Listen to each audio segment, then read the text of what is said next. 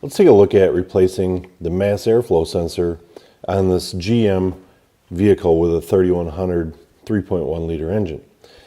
Now, if you're like me and a lot of other technicians, you open up the package when you receive your brand new mass airflow sensor and go, wow, this really doesn't look the same as the unit I took off the vehicle there. This must be wrong. And of course, you send it back to the parts person and ask for a different unit. Well, this is an updated design. And so, as I mentioned, this is a brand new unit. This is not remanned or reconditioned, but rather a brand new updated design unit. And so, as you see, it's the complete housing here with a sensor. And there's also an adapter here to make sure it plugs into the existing connector on the vehicle. So, let's get started on replacing this. Really, it's pretty straightforward. You may choose to open up the air box here, which isn't a bad idea because we're always going to want to install a brand new air filter to protect our mass airflow sensor. But essentially, we need to loosen a couple of clamps here and loosen the connectors here that are holding the mass airflow sensor in place. So once we get those loose, we can kind of work this around back and forth, use our screwdriver a little bit, try and pop the boots off here as well, and get it off of the airbox. So you can see with not too much of a struggle, I was able to pull that out of there. Now, I'm going to pull this collar off the old unit and slide it back on the airbox.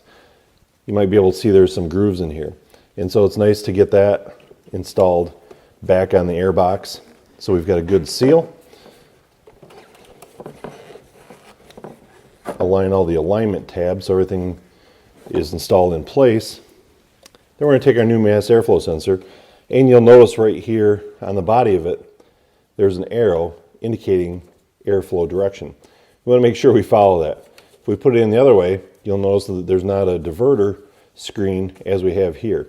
And so it's going to get some skewed readings if we put it in backwards. Always make sure to follow the arrow. It's going to indicate the airflow direction. So as I pull this back, we'll slide this into place. We can work it back and forth here, but once we get it snugged into place, I'll now take my screwdriver again and tighten up the clamps. Make sure that we have no air leaks or any unmetered air going around the mass airflow sensor into the engine. That would result in some fuel trim issues and possibly some trouble codes. So once we've got it tightened down, I can now plug in the electrical connector, and really that's it. If there are any trouble codes set, and it's a good idea to erase those. Also, it's not a bad idea to go in and clear out the fuel trims. Who knows what happened with this dirty, contaminated, and faulty mass airflow sensor previously. Once we reset the fuel trims, the car is ready to go.